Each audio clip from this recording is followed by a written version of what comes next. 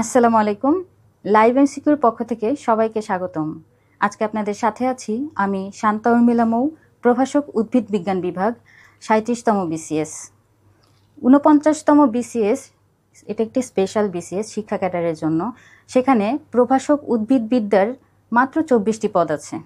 তো এই ২৪টি পদের জন্য লড়াই করবে অসংখ্য পদপ্রার্থী। তো এই অসংখ্য পদপ্রার্থীর থেকে আমাদের একটি মাত্র পদ নিজের জন্য অর্জন করতে হলে অবশ্যই আমাদের ২০০ মার্কের যে এমসিকিউ তার মাঝে ভালো একটি নম্বর তুলতে হবে। তো এই ভালো নম্বর তোলার জন্য আমাদের ১০০ মার্কের যে নিজস্ব সাবজেক্ট আছে সেখান থেকে নম্বর তোলাটা খুবই সহজ, যেহেতু আমরা ৪ বছর আমরা এর উপর অনার্স পড়েছি। তো আমাদের আজকের টপিক উদ্ভিদ বিজ্ঞান। আমাদের আজকের টপিক সেখানে উদ্ভিদ বিজ্ঞানের সিলেবাসকে দুটি ভাগে ভাগ করা হয়েছে, পার্ট 1 এবং পার্ট 2। তো আমরা আজকে যেটি পড়ব সেটি হচ্ছে জেনেটিক্স ও আণবিক জেনেটিক্স। এটি উদ্ভিদ বিজ্ঞানের সিলেবাসের পার্ট 2 এর অংশ। এর মাঝে আছে আমাদের মেন্ডেলের বংশগতির সূত্র, লিঙ্গ নির্ধারণ, ডিএনএ ও আরএনএর ভৌত গঠন, রাসায়নিক উপাদান যেটা হচ্ছে ডিএনএ ও আরএনএর রাসায়নিক ও ভৌত উপাদান। এরপর আছে প্লাজমিড, রিকম্বিনেন্ট ডিএনএ তৈরির পদ্ধতি এবং এর গুরুত্ব। এরপর আছে ফসলের উন্নয়নের জন্য জেনেটিক প্রকৌশল। তো এই টপিকগুলো আসলে অনেক ইলেবোরেট। তো এগুলো আসলে ৪৫ মিনিট বা ১ ঘন্টার মধ্যে কভার করা সম্পূর্ণভাবে এটা অসম্ভব, কিন্তু তারপরও আমি লাইভ ইনস্টিটিউট পক্ষ থেকে একটা ছোট্ট আউটলাইন তুলে ধরার চেষ্টা করেছি এবং গাইডলাইন, রেফারেন্স বুক সহ, যাতে আপনাদের লাইভ ইনস্টিটিউট সবগুলো পিডিএফ এবং ক্লাস সম্পূর্ণরূপে অনুসরণ করলে আপনারা ভালো একটি ফলাফল পেতে পারেন যদি আপনারা সম্পূর্ণ ভালোভাবে এটাকে স্টাডি করেন। তো আমরা এখানে দেখি যে এই মেন্ডেলের সূত্র আমরা দেখেছিলাম, মেন্ডেলের বংশগতীয় সূত্র ছিল। এই মেন্ডেলের বংশগতীয় সূত্র বোঝার জন্য আমাদের প্রথমেই কতগুলো সংজ্ঞা ভালো করে জানতে হবে, কতগুলো বিষয় মূলত বুঝতে হবে। তো আমরা দেখি প্রথমেই আমাদের এখানে আছে ফ্যাক্টর বা জিন। ফ্যাক্টর বা জিন সেটা কি? সেটা হচ্ছে যে জীবের বৈশিষ্ট্য নিয়ন্ত্রণের একক। তো জীবের আমরা জানি বিভিন্ন বৈশিষ্ট্য নিয়ন্ত্রণ করে ক্রোমোজোম। তো ক্রোমোজোমের ভিতরে থাকে ফ্যাক্টর। তো ফ্যাক্টর একটা ইন্টারেস্টিং হিস্ট্রি আছে। যখন মেন্ডেল বৈশিষ্ট্য নিয়ন্ত্রণকারী একক নিয়ে কাজ করছিলেন তখন তিনি মূলত জিন নামটি জানতেন না। তখন তিনি মূলত এই বৈশিষ্ট্য নিয়ন্ত্রণের একককে নাম দিয়েছিলেন ফ্যাক্টর। পরবর্তীতে যখন আবার আবিষ্কার হলো জিন নামটি, তখন দেখা গেল যে ফ্যাক্টরি জিন। এরপর আমরা দেখি যে প্রকট বৈশিষ্ট্য আর প্রচ্ছন্ন বৈশিষ্ট্য। প্রকট আর প্রচ্ছন্ন বৈশিষ্ট্যের মধ্যে হচ্ছে জীবের একজোড়া বৈশিষ্ট্য নিয়ে আমরা যখন কাজ করব তখন একটি বৈশিষ্ট্য প্রকাশ পাবে আর আরেকটি বৈশিষ্ট্য হচ্ছে গিয়ে অপ্রকাশিত থেকে যাবে। তো এই দুটির মধ্যেই তা আমরা দেখি এখানে লেখা আছে, এখানে আমরা দেখি এই যে প্রকাশ পায় এবং যেখানে হচ্ছে কি অপ্রকাশিত থাকে, এই দুটো লেখা আমরা দেখি। এখানে আমরা খেয়াল করি যে বৈশিষ্ট্যটা হচ্ছে প্রকাশ পায় সেটা হচ্ছে গিয়ে প্রকট বৈশিষ্ট্য, আর যে বৈশিষ্ট্যটা অপ্রকাশিত থেকে যাবে সেটা হবে তাহলে প্রচ্ছন্ন বৈশিষ্ট্য। তারপর আমরা দেখি এখানে আছে জিনোটাইপ। তো জিনোটাইপ হবে আমাদের বৈশিষ্ট্য যে নিয়ন্ত্রণকারী জিন, সেই জিন জোড়া। যেমন খাটো বৈশিষ্ট্য, লম্বা উদ্ভিদ, খাটো উদ্ভিদ, তারপর হচ্ছে বিভিন্ন বর্ণ, আকার, আকৃতি, এই বৈশিষ্ট্য আমরা জানি জিন দ্বারা নিয়ন্ত্রিত হয়। তো একজোড়া জিন সেটাকে নিয়ন্ত্রণ করে, সেই বৈশিষ্ট্য নিয়ন্ত্রণকারী জিন জোড়াই হচ্ছে জিনোটাইপ। এবং এখানে উপরে ছিল ফিনোটাইপ। এই যে বৈশিষ্ট্য নিয়ন্ত্রণকারী জিন জোড়া, এই যে বৈশিষ্ট্যটা নিয়ন্ত্রণ করবে সেটা যে বাহ্যিক প্রকাশ, বাহির থেকে আমরা যেটা দেখতে পারবো, জিনোটাইপটা মূলত বাহির থেকে আমরা দেখতে পারবো না, কিন্তু এই যে নিয়ন্ত্রণ করার পরে সেটা যে আমরা বাহির থেকে দেখতে পারবো যেই অবয়বটা, সেটাই হচ্ছে ফিনোটাইপ। তার আমরা উদাহরণ থেকে এটা বুঝি, আকার, আকৃতি, বর্ণ। এরপর আমাদের আসে মনোহাইব্রিড গছ। তো মনোহাইব্রিড আর হচ্ছে ডাইহাইব্রিড, দুটো টার্ম আমরা একটু খেয়াল করি। মনো মানে এক আর ডাই মানে হচ্ছে একের অধিক, অধিককে আমরা এখানে ডাই বলে আপনার হচ্ছে বিবেচনা করব। তো মনোহাইব্রিড ক্রসে একজোড়া বিপরীত বৈশিষ্ট্য নিয়ে কাজ করা হবে, আর ডাইহাইব্রিড ক্রসে করা হবে কি দুই বা ততোধিক বৈশিষ্ট্য নিয়ে যেখানে সংকরায়ন করা হবে সেটা হবে ডাইহাইব্রিড ক্রস। এরপর আসে হোমোজাইগাস। হোমোজাইগাসের সাথে একই সাথে তুলনামূলক বিষয়টি হলো হোমোজাইগাস এবং হেটেরোজাইগাস। হোমোজাইগাসের ক্ষেত্রে কোনো জীবে একটি নির্দিষ্ট বৈশিষ্ট্য নিয়ন্ত্রণকারী এলিল দুইটি সমপ্রকৃতির হলে, তার মানে হেটেরোজাইগাসের ক্ষেত্রে হবে ভিন্ন প্রকৃতির। হোমো মানে একই জাতীয়, হেটেরো মানে ভিন্ন প্রজাতির। এরপর সর্বশেষ যেটি অ্যালিল। তো বৈশিষ্ট্য নিয়ন্ত্রণকারী যে জিন জোড়া, জিনোটাইপের কথা আমরা এর আগেই বলেছি, সেই বৈশিষ্ট্য নিয়ন্ত্রণকারী জিন জোড়ার নির্দিষ্ট জিন জোড়ার আমরা বলেছি একজোড়া জিন সেই বৈশিষ্ট্যটা নিয়ন্ত্রণ করেন। সেই একজোড়া জিনের প্রত্যেকের একটিকে অপরটির অ্যালিল বলা হয়। এর মাঝে আবার দু ধরনের অ্যালিল থাকে। যেমন একটা বৈশিষ্ট্য যেটা হচ্ছে গিয়ে অপ্রকাশিত থাকবে, সেটার জন্য দায়ী যেই অ্যালিলটা, সেটাকে বলা হবে প্রচ্ছন্ন অ্যালিল। তাহলে যেই বৈশিষ্ট্যটা প্রকাশ করার জন্য যে অ্যালিলটা সাহায্য করে তাকে বলা হবে প্রকট অ্যালিল। তো আমরা চলে আসি মেন্ডেলের বংশগতির দুটি সূত্র নিয়ে। মেন্ডেল মূলত তার বংশগতি বিষয়ক সূত্রগুলো উনি নিজে আসলে এটার নাম দেননি। মেন্ডেল হচ্ছে এই সংকরায়ন বিষয়ক গবেষণাপত্র প্রকাশ করেছিলেন। তো বিজ্ঞানী কার্ল লরেন্স মূলত তার বংশগতির উপর ভিত্তি করে, তার এই যে গবেষণাপত্র সেটার উপর ভিত্তি করে দুটি সূত্র দিয়েছিলেন। তাই এই সূত্র দুটি যেহেতু মেন্ডেলের গবেষণার উপর ভিত্তি করে তিনি দিয়েছিলেন, তিনি মেন্ডেলের সম্মানার্থী সূত্রগুলোর নাম দিয়েছিলেন মেন্ডেলের বংশগতির প্রথম সূত্র এবং দ্বিতীয় সূত্র। তো মেন্ডেল যে গবেষণাগুলো করেছেন, মেন্ডেল মূলত মটরশুঁটি উদ্ভিদ নিয়ে গবেষণা করেছেন। মটরশুঁটি উদ্ভিদ নিয়ে গবেষণা করার কিছু কারণ ছিল মেন্ডেলের। যেমন মটরশুঁটি উদ্ভিদটা টবে, ফিল্ডে, যে কোনো জায়গায় খুব ইজিলি গ্রো করা যায়। তো যে উদ্ভিদটা খুব ইজিলি গ্রো করা যায় সেটা নিয়ে কাজ করাটা খুবই সহজ।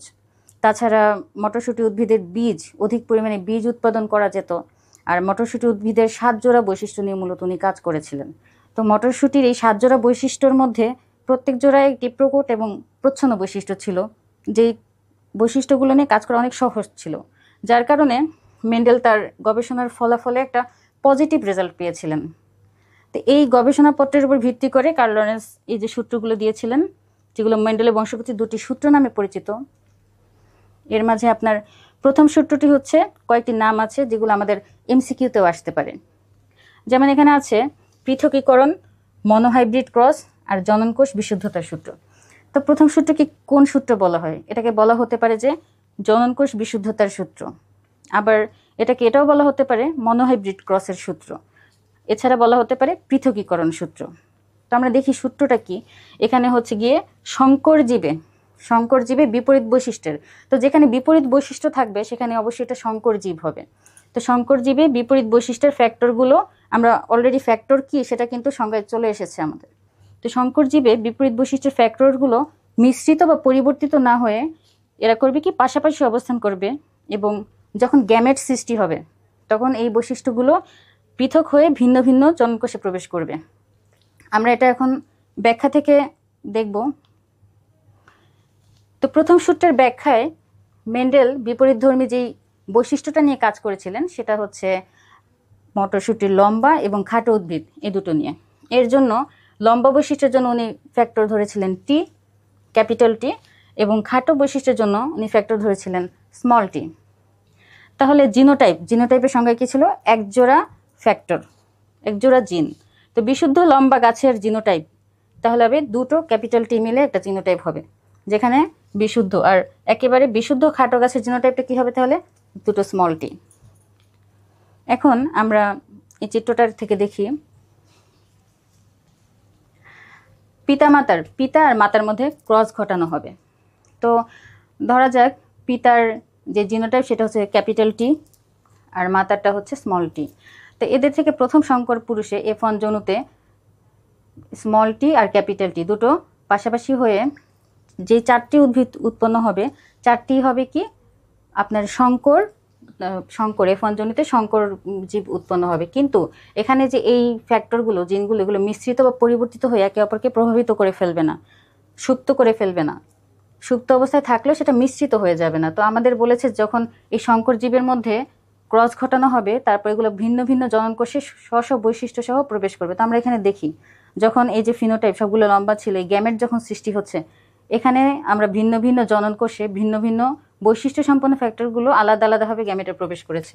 এখানে তারপর যেই নতুন করে 4টি নতুন F2 জনুতে উৎপন্ন হলো, সেখানে আমাদের জিনোটাইপের অনুপাত হয়। জিনোটাইপের অনুপাত হচ্ছে 3 ধরনের আমরা নতুন প্রজাতি পাই। এখানে আমরা দেখি capital T small tea, capital T small tea এবং স্মল টি।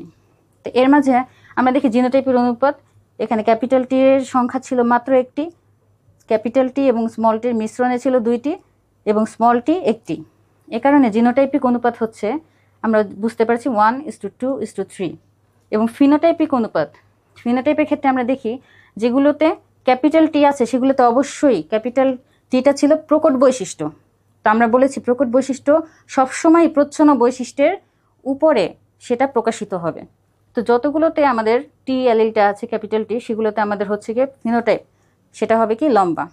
তাহলে আমরা দেখছি তিনটার ক্ষেত্রে আমরা লম্বা বৈশিষ্ট্য পাবো।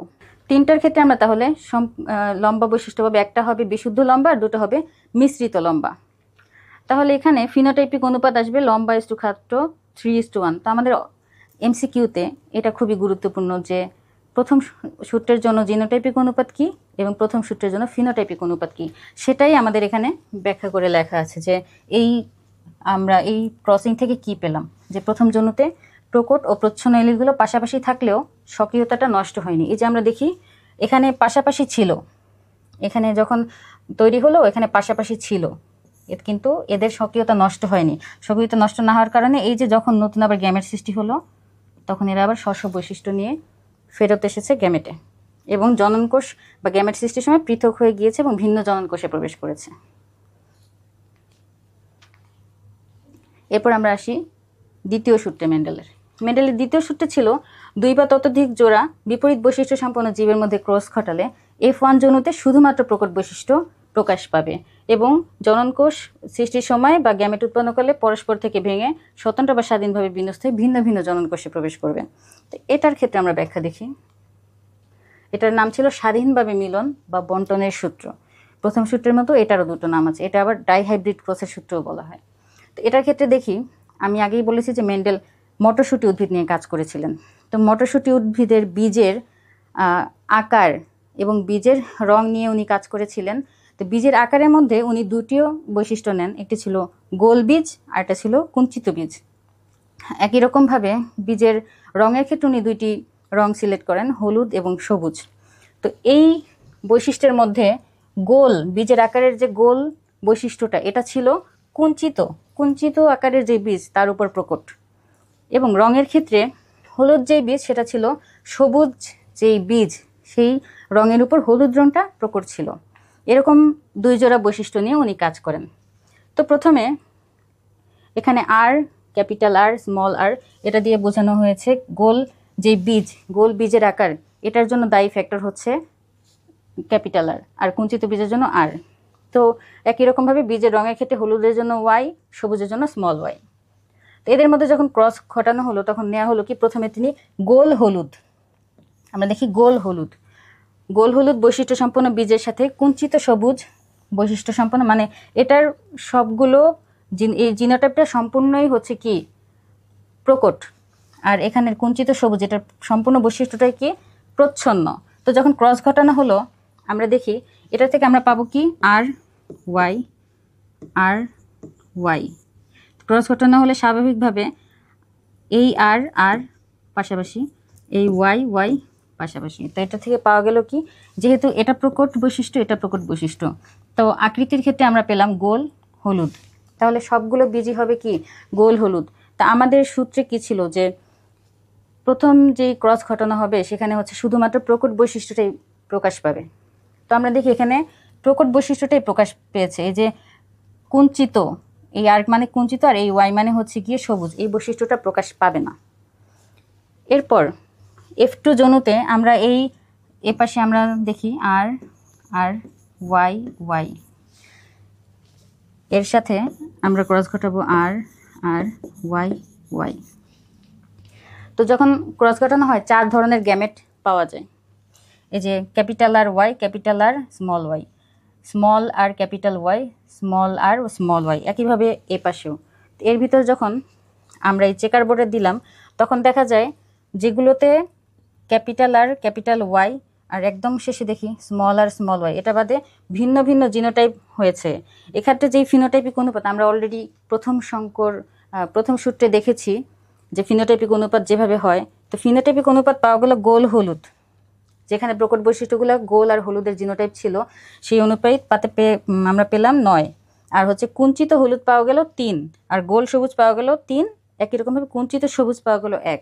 তো আমাদের এই যে দ্বিতীয় সূত্রের ক্ষেত্রে যেই এমসিকিউগুলো আসতে পারে সেগুলো হচ্ছে এই যে প্রথম সংকর পুরুষে কেবলমাত্র কোন বৈশিষ্ট্যটা প্রকাশ পাবে, প্রকট বৈশিষ্ট্য নাকি প্রচ্ছন্ন বৈশিষ্ট্য। তো আমাদের অ্যান্সার কি হবে? আমাদের অ্যান্সার হবে শুধুমাত্র প্রকট বৈশিষ্ট্য।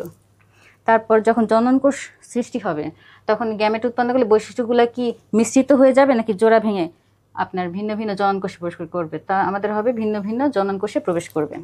এবং আরেকটা যেটা গুরুত্বপূর্ণ সবচেয়ে, যেটা হচ্ছে এর ফিনোটাইপিক অনুপাত কি। আর এর জিনোটাইপিক অনুপাতও আছে, কিন্তু দ্বিতীয় সূত্রের ক্ষেত্রে ফিনোটাইপিক অনুপাতটাই বেশি গুরুত্বপূর্ণ জিনোটাইপের চেয়ে। তো এখানে আপনাদের জন্য কিছু এমসিকিউ দেয়া আছে এই মেন্ডেলের সূত্রের উপরে, আপনারা স্টাডি করে নেবেন। এরপর হচ্ছে লিঙ্গ নির্ধারণ।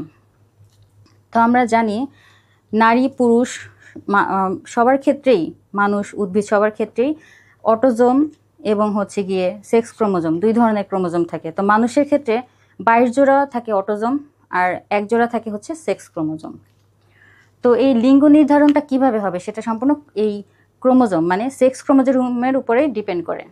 তো নারীদের ক্ষেত্রে সবসময় গ্যামেটে সবসময় এক্স ক্রোমোজোম থাকবে, শুধুমাত্র এক্স ক্রোমোজোম।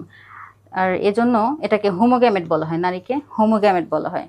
আর পুরুষের ক্ষেত্রে 2 ধরনের ক্রোমোজোম থাকে, এক্সের পাশে একটা ওয়াই থাকবে। এই ওয়াইটা ভিন্ন হওয়ার কারণে একে বলা হবে হেটেরোগ্যামেট। এজন্য নারীকে হোমোগ্যামেটিক সেক্স বলা হয় এবং পুরুষকে বলা হয় হেটেরোগ্যামেটিক সেক্স। তো এই বিষয়ে যদি আমাদের কোনো অবজেক্টিভ আসে আমরা অবশ্যই পারবো হোমোগ্যামেটিক এবং হেটেরোগ্যামেটিক সেক্স। আমরা দেখি এখানে একটা সুন্দর চিত্র আছে, একটা নর্মাল মানুষের কত ধরনের অটোজোম থাকে। এই যে 22 জোড়া, 1 2 নাম্বার 1 2 3 4 সবগুলো চিত্র সহ আছে এখানে 22 জোড়া আমরা দেখতেছি এখানে অটোজোম। আর এই যে এই পাশে একটা ফিমেলের এক্স এক্স ক্রোমোজোম আর এখানে এক্স ওয়াই ক্রোমোজোমটা আকারে একটু ছোট হয়। এই যে আপনারা দেখুন চিত্রে ওয়াই ক্রোমোজোমটা আকারে একটু ছোট হয়। তো এই হচ্ছে সেই সেক্স ক্রোমোজোম যেটার কারণে লিঙ্গ নির্ধারণ হবে। তো আমরা দেখি লিঙ্গ নির্ধারণে কি কি পদ্ধতি আছে এবং কিভাবে হয়। এই যে পুরুষ হেটেরোগ্যামেটিক, আমরা আগেই বলেছি হোমোগ্যামেটিককে নারী আর হেটেরোগ্যামেটিককে পুরুষ। তো পুরুষ হেটেরোগ্যামেটিক হওয়ার কারণে যখন পুরুষের এই ওয়াই ক্রোমোজোমের উপস্থিতি অনুপস্থিতি এটার উপর ভিত্তি করেই মূলত সেক্সটা নির্ধারণ হয় বা লিঙ্গটা নির্ধারণ হয়। তো এজন্য এটাকে বলা হয় পুরুষ হেটেরোগ্যামেটিক প্রক্রিয়াতে লিঙ্গ নির্ধারণ। এটার পদ্ধতির দুইটার নাম, পার্থক্যটা শুধুমাত্র এখানে ওয়াই আর এখানে হচ্ছে ও। তো এই এক্স আর ওয়াই এর সাথে আর হচ্ছে ও এর সাথে কি কারণে এটার নাম সেটা আমরা একটু দেখি। তো এক্স এক্স এক্স ওয়াই পদ্ধতিতে কি হবে, পুরুষের ক্ষেত্রে এটা কিন্তু পিতা আর এক্স এক্স এটা কিন্তু মাতার ক্রোমোজোম। তো যে ক্ষেত্রে ওয়াই থাকবে, যেসব প্রাণীর ক্ষেত্রে বা উদ্ভিদের ক্ষেত্রে এই ওয়াইটা উপস্থিত থাকে শুক্রাণুতে, তাদের ক্ষেত্রে এক্স এক্স এক্স ওয়াই পদ্ধতিটা ইউজ হয় লিঙ্গ নির্ধারণে। আর যাদের ক্ষেত্রে এই ওয়াই ক্রোমোজোমটা অনুপস্থিত থাকে সেখানে এই ওটা ইউজ হয়, মানে কোনো কিছু নেই সেটা বোঝাতে। তো আমরা দেখি যেখানে এক্স এক্স এক্স ওয়াই পদ্ধতি, এখানে 2A মানে হচ্ছে অটোজোম আর এখানেও অটোজোম। পিতা মাতায় এই যে পিতার ক্ষেত্রে এক্স ওয়াইয়ের সাথে 2 জোড়া অটোজোম থাকে আর মাতার ক্ষেত্রে 2 জোড়া অটোজোম থাকে। এদের ভিতর যদি ক্রস ঘটানো হয় তখন গ্যামেটে স্বাভাবিকভাবে এর সাথে একটা এক্স আসবে, অটোজোমের সাথে একটা এক্স আসবে গ্যামেটে, পরবর্তী গ্যামেটে আসবে কি একটা অটোজোমের সাথে একটা ওয়াই। এপাশের গ্যামেটে একইভাবে একটা অটোজোম আর একটা এক্স ক্রোমোজোম। যেহেতু এর দুটোই হচ্ছে এক্স ক্রোমোজোম তো এটাকে আর পৃথক করে আরেকটা গোল দিয়ে দেখানো হয়নি, মানে একই রেজাল্ট আসবে। তো যখন ক্রস ঘটানো হলো তাহলে কি আসবে, এখানে একটা এ এখানে একটা এ, 2A, দুটো অটোজোম হলো। আর এই এক্সের সাথে এই এক্সে 2X, তাহলে কি এখানে কোনো ওয়াই ক্রোমোজোম আছে? নাই। তাহলে এটা কি হবে, অবশ্যই কন্যা সন্তান হবে। এখন আমরা এখানে ক্রস ঘটাই, এখানে একই রকমভাবে এটা নিলাম এটা নিলাম, তাহলে কি হলো, 2টা অটোজোম আর হচ্ছে এই যে ওয়াইটা এখানে এসে একটা পুত্র সন্তান জন্ম দিল। তাহলে কি দেখলাম আমরা, এক্স এক্স এক্স ওয়াই পদ্ধতিতে এই যে ওয়াই ক্রোমোজোম তার কারণেই কি হচ্ছে, একটা পুত্র সন্তান জন্ম হচ্ছে। তাহলে লিঙ্গ নির্ধারণে দায়ী কি, ওয়াই ক্রোমোজোম, পুরুষের ওয়াই ক্রোমোজোম। তো আমরা দেখেছি যে ড্রসোফিলা মানুষ প্রাণীর ক্ষেত্রে ড্রসোফিলা আর মানুষ এদের মধ্যে XXXY এই পদ্ধতিতে লিঙ্গ নির্ধারণ হয়। আর উদ্ভিদের ক্ষেত্রে আমরা শিখে রাখবো, যেহেতু আমরা উদ্ভিদ বিজ্ঞানের প্রভাষক হব, আমাদের জানতে হবে তেলাকুচা, গাঁজা উদ্ভিদ, এই দুই ধরনের উদ্ভিদের ক্ষেত্রে XXXY এই পদ্ধতিতে ক্রোমোজোম নির্ধারণ হয়, লিঙ্গ নির্ধারণ হয়। এরপর XXXO পদ্ধতি, যেখানে কি হবে, ওয়াই ক্রোমোজোমটা থাকবে না, অনুপস্থিত থাকবে। তো এখানে আমরা দেখি আমাদের একই রকমভাবে, এখানে এটা টাইপিং মিস্টেক, এটা ও হবে। তো এখানে আমাদের গ্যামেটের ক্ষেত্রে কী হলো, অটোজোমের সাথে একটা এক্স, এবং এখানে অটোজোমের সাথে আগে যেমন ওয়াই ছিল, এখানে আমাদের কি হবে ও, যেহেতু আমাদের ওয়াই ক্রোমোজোমটা এখানে অনুপস্থিত। আর একই রকমভাবে আমরা জাস্ট ক্রস ঘটালে ওখানে ঠিকই কন্যা সন্তানটা আসবে, কিন্তু এখানে হচ্ছে কি ক্রোমোজোমের অনুপস্থিতির কারণে পুত্র সন্তান জন্ম হবে। তো এটা একই রকম। তো এর ক্ষেত্রে হচ্ছে গিয়ে আমাদের জাস্ট এক্সাম্পলটা আমরা শিখবো যে প্রাণীর ক্ষেত্রে ফড়িং, ছারপোকা আর উদ্ভিদে সাধারণত এ ধরনের লিঙ্গ নির্ধারণ হয় না। শুধুমাত্র একটা উদ্ভিদ, যেটা হচ্ছে ডায়োস্কোরিয়া সিনুয়াটা। তো আমাদের একটা যেহেতু উদ্ভিদ, এটা ব্যতিক্রম, এটা আমাদের শিখে রাখতে হবে। ডায়োস্কোরিয়া সিনুয়াটা এই উদ্ভিদে শুধুমাত্র XXXO এই পদ্ধতিতে হচ্ছে গিয়ে লিঙ্গ নির্ধারণ হয়। আর এখানে যে চিত্রটা দেখছি এবং এই যে পুনের স্কোয়ার বা চেকার বোর্ডটা দেখছি, এটা হচ্ছে আমরা যে সেই নবম দশম শ্রেণীতে লিঙ্গ নির্ধারণ করেছি স্বাভাবিক একটা, ওই যে XXXY বা XXXO বাদে সেই চেকার বোর্ডটা। যদি এখান থেকে অবজেক্টিভ আসে তাতেও যেন আমরা পারি, তার জন্য এটা দেয়া যে স্বাভাবিক। এখানে জাস্ট আগের মতো, এখানে আমরা আগেরগুলোতে যেমন 2A ছিল সাথে, এই 2A শুধু নাই, এটা শুধু অনুপস্থিত, এটা থাকবে না। এটা বাদে যখন হচ্ছে গিয়ে যে গ্যামেট নিয়ে 4টা সন্তান হলে এর মাঝে XX যেগুলোতে থাকবে কন্যা, XY যেগুলোতে থাকবে সেগুলো কি ছেলে সন্তান। এটা হচ্ছে সেই চেকার বোর্ড, গ্যামেট নিয়ে শুধুমাত্র চেকার বোর্ডে দেখানো। তো আমাদের লিঙ্গ নির্ধারণ থেকেও স্যাম্পল কিছু MCQ আছে, তা আমরা দেখি, এগুলো একটু স্টাডি করে নেব। এবার আমরা আসি যেই ডিঅক্সিরাইবোনিউক্লিক অ্যাসিড বা ডিএনএ নিয়ে। তো ডিএনএটা কি আমরা জানি হচ্ছে ক্রোমোজোমের মূল উপাদান। এখানে অনেকগুলো MCQ আছে, এর মাঝে কিছু সবচেয়ে বেসিক কমন যে MCQগুলো এগুলো এটার মাঝে আছে।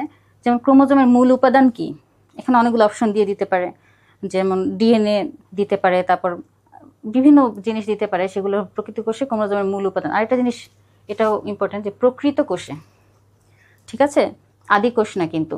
তারপর বংশগত বৈশিষ্ট্যের ধারক ও বাহক কি, সেটা হবে কি ডিএনএ। তারপর জীবের আণবিক ভিত্তি, আবার ডিএনএর বৈশিষ্ট্য কোনটি, এর ভিতরেও অবজেক্টিভ দিয়ে দেয় যে অনেকগুলো অপশন, তার মধ্যে একটা দিয়ে দিতে পারে যে জীবনের আণবিক ভিত্তি। তারপর ডিএনএ স্ট্রাকচার, যদিও আমরা এটা ভৌত রাসায়নিক গঠনের ক্ষেত্রে পড়ব।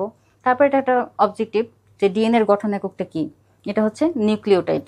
তো এই নিউক্লিওটাইড একক, তার মানে হচ্ছে অনেক নিউক্লিওটাইড মিলে হচ্ছে একটা ডিএনএ তৈরি হবে, লক্ষ লক্ষ নিউক্লিওটাইড। তো যখন আমরা জানি সায়েন্সের ভাষায় অনেক মানে কি, অনেককে কি দ্বারা প্রকাশ করা হয়, পলি, তখন হবে কি পলিনিউক্লিওটাইড। অনেকগুলো নিউক্লিওটাইড মিলে পলিনিউক্লিওটাইডের চেইনটাই হলো ডিএনএ। আর এখানে কিছু সংজ্ঞার মধ্যে কিছু টার্ম আছে, স্বপ্রজননক্ষম। ডিএনএ কিন্তু আপনার বাহির থেকে প্রজনন করতে হবে না, এ নিজে নিজেই সংখ্যা বৃদ্ধি করবে, স্বপ্রজননক্ষম।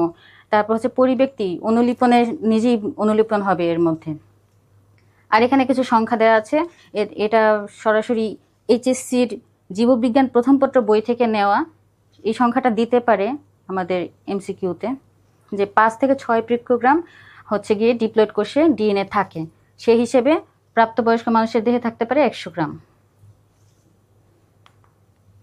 এখন আমরা দেখি ডিএনএর ভৌত গঠন।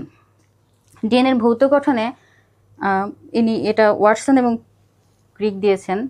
আমরা এই স্ট্রাকচারটা দেখি, এটা আমাদের সবচেয়ে সুপরিচিত স্ট্রাকচার, যেটা আমরা জীববিজ্ঞান প্রথম পত্রে HSCতে পড়ে এসেছি এবং অনার্স লেভেলেও পড়ে এসেছি। সেই সুপরিচিত স্ট্রাকচার, এটাকে কি বলা হয়, ডিএনএ ডাবল হেলিক্স মডেল।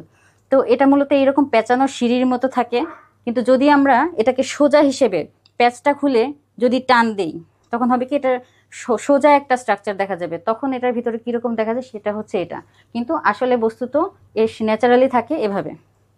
তো এর হচ্ছে গিয়ে তাহলে দ্বিসূত্রক। আরএনএর সাথে ডিএনএর মেইন পার্থক্যটাই হচ্ছে গিয়ে ডিএনএটা হচ্ছে দ্বিসূত্রক। এই যে একটা স্ট্র্যান্ড আর এই একটা স্ট্র্যান্ড, এই দুইটা স্ট্র্যান্ডের মধ্যে একটা স্ট্র্যান্ড, এই যে আমরা দেখি এখানে লেখা আছে 5 প্রাইম 3 প্রাইম, আবার এখানে উল্টো 5-এর এই স্ট্র্যান্ডটা আমরা দেখি যেখানে শেষ হয়েছে, 5-এর যেখানে শেষ হলো তা এখানে কি লেখা 3'। আবার 3-এর যেটা শেষ হলো একইভাবে আমরা নিচে আসি, ওখানে লেখা 5'। এটা সবসময় 5', 3', এটা সবসময় দুটো স্ট্র্যান্ড বিপরীতমুখী হয়ে থাকবে। এরপরে এখানে এই যে একটা দুটো স্ট্র্যান্ডের মধ্যে সবসময় একটা নির্দিষ্ট দূরত্ব থাকবে 2 ন্যানোমিটার। এই দুটোর মধ্যে একটু নির্দিষ্ট পার্থক্য থাকবে 2 ন্যানোমিটার। এরপর আমরা দেখি যে সূত্রের প্রতি প্যাচের দৈর্ঘ্য 3.4 ন্যানোমিটার। এই যে একটা প্যাচ যে ঘুরে একটা প্যাচ দিল স্প্রিংয়ের মতো, এই একটা প্যাচের মধ্যে দূরত্ব হবে 3.4 ন্যানোমিটার। এখন ডিএনএতে এখানে আমরা কিছু বৈশিষ্ট্য দেখি যে সূত্র দুটির মাঝখানে প্রতিটি ধাপে একজোড়া নাইট্রোজেন বেস থাকে। এই নাইট্রোজেন বেসগুলো সাধারণত প্রতি প্যাচে 10 জোড়া নাইট্রোজেন বেস থাকে। একটা প্যাচে এই যে এই একটা প্যাচ আমরা ধরি, এখান থেকে এই পর্যন্ত একটা প্যাচ, এখানে 10 জোড়া নাইট্রোজেন বেস থাকবে। তাহলে এই যে 3.4 হচ্ছে টোটালটার দূরত্ব। এই তাহলে 3.4 ভাগ 10 যদি আমি দেই, তাহলে হচ্ছে একটা প্যাচের যে দূরত্বটা মানে একটা নাইট্রোজেন বেস যে দূরত্বটা মানে নিয়ে থাকে সেটা বের হবে 0.34। এটার কথাই যে পরবর্তী লাইনে আছে যে এক ধাপ থেকে অন্য ধাপের দূরত্ব 0.34 ন্যানোমিটার। আর গভীর খাজ এবং অগভীর খাজ এটা যেটাকে মেজর গ্রুপ এবং মাইনর গ্রুপ বলা হয়। এই যে যেটা হচ্ছে গিয়ে ভিতরের দিকে একটু বেশি চলে গেছে খাজটা, সেটাকে বলা হবে কি মেজর গ্রুপ বা গভীর খাজ। আর এখানে যে হালকা একটু টোল খাওয়া সেটাকে বলা হবে অগভীর খাজ বা মাইনর গ্রুপ। এরপর ডিএনএ অণুতে 4 ধরনের নাইট্রোজেন ক্ষারক আছে। এটা আমরা ডিএনএ রাসায়নিক গঠনের ক্ষেত্রেই দেখব। এবং ডিএনএর এই যে আণবিক ওজন 10⁶ থেকে 10⁶ থেকে 10⁹ ডাল্টন।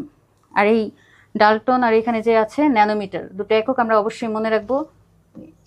এগুলো কিন্তু আণবিক যেই গঠন সেগুলোর জন্য এই ধরনের এককগুলো ব্যবহৃত হয়। এরপর আসি, এটা হচ্ছে ডিএনএর রাসায়নিক গঠন। এই চিত্রটা আমি ইউজ করেছি কারণ এটা হচ্ছে আমরা যারা ডিএনএর গঠন সম্পর্কে পড়েছি এটা সবচেয়ে সুপরিচিত স্ট্রাকচার। তা আমরা মূলত রিভাইজ দিচ্ছি। তো আমরা যদি যে পরিচিত স্ট্রাকচার সেটা দিয়ে স্টাডি করি তাহলে আমাদের রিভিশনটা ভালো হবে এবং খুব সহজে মনে পড়বে। তো আমরা দেখেছিলাম যে ডিএনএ একটা পলিনিউক্লিওটাইড। তো নিউক্লিওটাইড আর নিউক্লিওসাইড এই দুটো আমি এখানে আবার রেখেছি আপনাদের বোঝার সুবিধার জন্য, সেটা আমরা একটু দেখি। নিউক্লিওসাইডটা হচ্ছে যে ক্ষেত্রে আপনার হচ্ছে কি শুধুমাত্র ক্ষারক আর চিনি এই দুটো মিলে থাকবে নিউক্লিওসাইড। আর নিউক্লিওটাইডের ক্ষেত্রে এই ক্ষারক আর চিনির সাথে শুধু একটা ফসফেট যোগ হবে, এটা হচ্ছে নিউক্লিওটাইড। আমরা দেখি এখন এটা আমাদের কাজে লাগবে যে ডিএনএ হচ্ছে একটা পলিনিউক্লিওটাইড চেইন, অর্থাৎ বহু নিউক্লিওটাইড একসাথে যুক্ত হয়ে গঠন করে।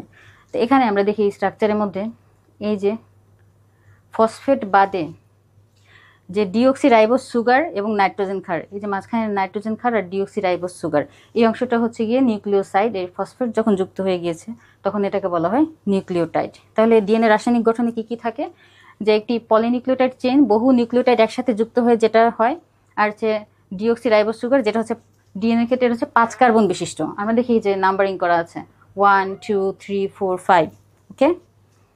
আর হচ্ছে নাইট্রোজেন ক্ষারক 4 প্রকারের ক্ষারক থাকে, এর মধ্যে আছে পিউরিন এবং পাইরিমিডিন। পিউরিন এবং পাইরিমিডিনের মধ্যে আছে পিউরিনে হচ্ছে মনে রাখতে হবে এজি, এ দিয়ে হচ্ছে অ্যাডেনিন, জি দিয়ে হচ্ছে গুয়ানিন, আর পাইরিমিডিনে হচ্ছে সাইটোসিন থায়ামিন। এই ভাগে ভাগ হয়ে থাকে। এখন অ্যাডেনিন আর গুয়ানিন, সাইটোসিন আর থায়ামিন, এখানে দেখি এর সাথে সবসময় টি যোগ হয় আর সি এর সাথে সবসময় জি। আমি সংক্ষেপেই বলছি, নামের অ্যাব্রিভিয়েশন বলে দিয়েছি। আর সবসময় অ্যাডেনিন থায়ামিনের সাথে ডাবল বন্ডে যুক্ত থাকবে এবং গুয়ানিন সাইটোসিনের সাথে ট্রিপল বন্ড, এই যে ডট ডট দিয়ে দেওয়া ট্রিপল বন্ড। তো আমরা দেখি আরেকটা হিসাব আমি এখন বুঝিয়ে দিই। এই যে প্রতি প্যাচে হাইড্রোজেন বন্ড সংখ্যা প্রায় 25টি, এখানে লেখা আছে ডিএনএর হাইড্রোজেন বন্ড সংখ্যা 25টি। যে প্রতি প্যাচে আমরা যদি ধরি যে 10টি নাইট্রোজেন বেস থাকে, একটা প্যাচে যদি 10টি নাইট্রোজেন বেস থাকে, তাহলে আমরা ধরি যে এ টি আছে 5টা আর সিজি